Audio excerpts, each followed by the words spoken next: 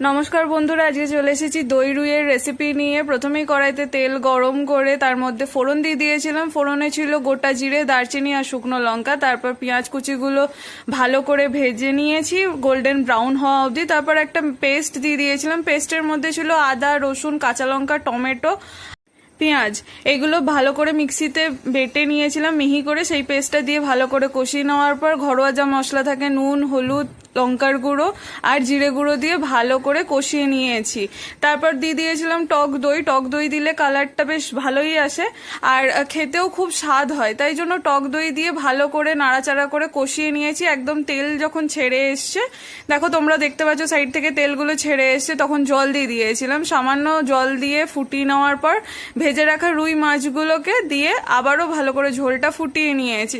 সামান্যই একটু ফুটিয়েছি, খুব বেশি ফোটাইনি। তারপর সার্ভ করেছিলাম এইভাবে।